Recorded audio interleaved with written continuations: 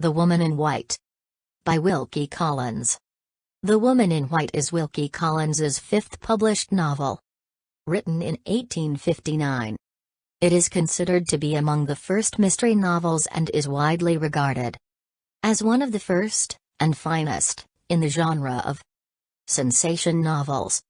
The story is sometimes considered an early example of detective fiction, with protagonist Walter Hartwright employing many of the sleuthing techniques of later private detectives.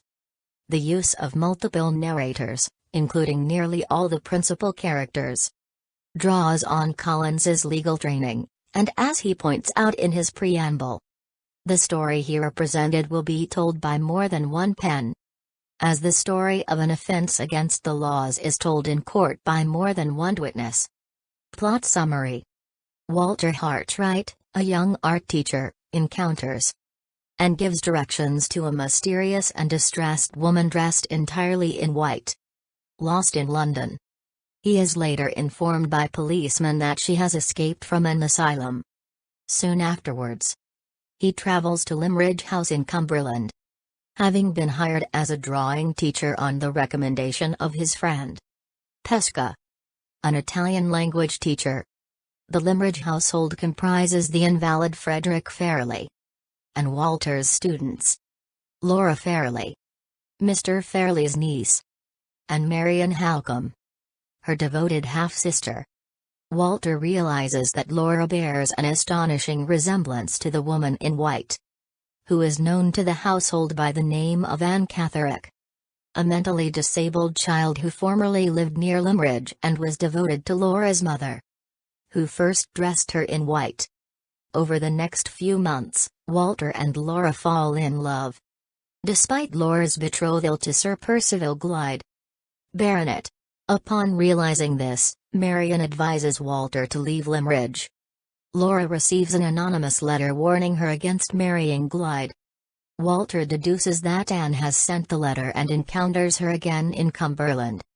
He becomes convinced that Glyde originally placed Anne in the asylum. Despite the misgivings of the family lawyer over the financial terms of the marriage settlement, which will give the entirety of Laura's fortune to Glyde if she dies without leaving an heir, and Laura's confession that she loves another man, Laura and Glyde marry in December 1849 and travel to Italy for 6 months. Concurrently, Walter joins an expedition to Honduras. After 6 months, Sir Percival and Lady Glyde return to his house, Blackwater Park in Hampshire, accompanied by Glyde's friend, Count Fosco. Married to Laura's aunt, Marian, at Laura's request, resides at Blackwater, and learns that Glyde is in financial difficulties. Glyde attempts to bully Laura into signing a document that would allow him to use her marriage settlement of £20,000. Which Laura refuses to do.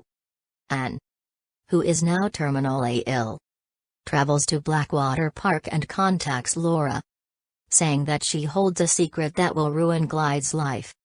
Before she can disclose the secret, Glyde discovers their communication, and believing Laura knows his secret, becomes extremely paranoid and attempts to keep her held at Blackwater.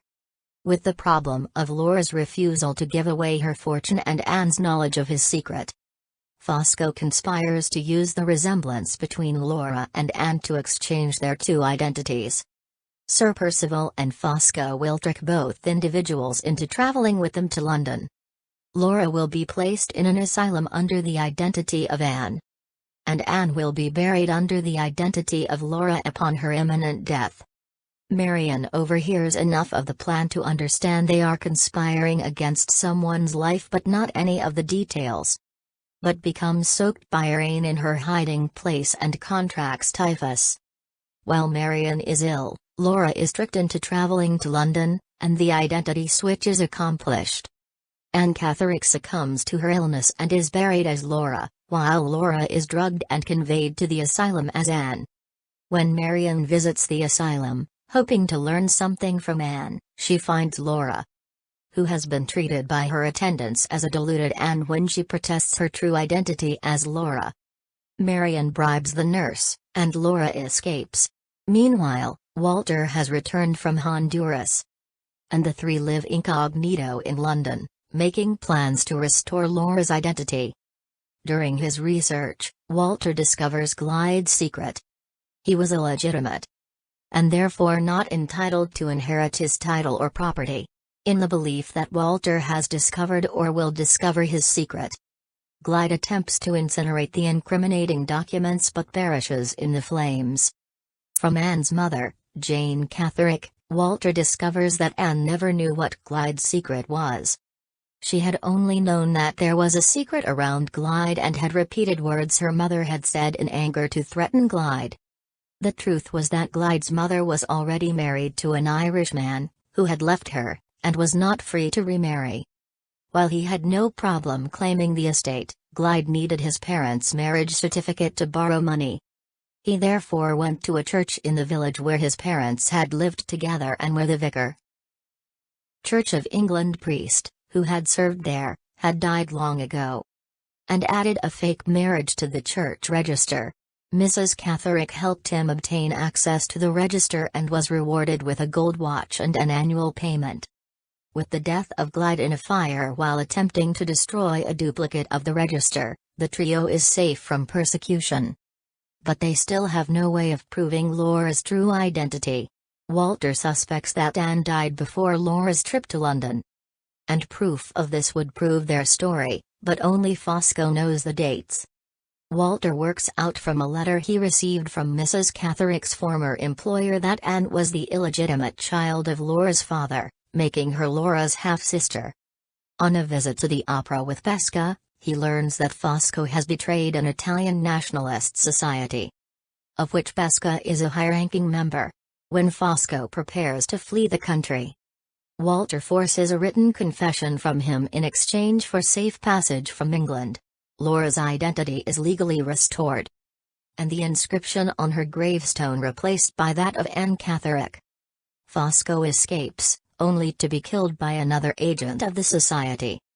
To ensure the legitimacy of his efforts on her part, Walter and Laura have married earlier.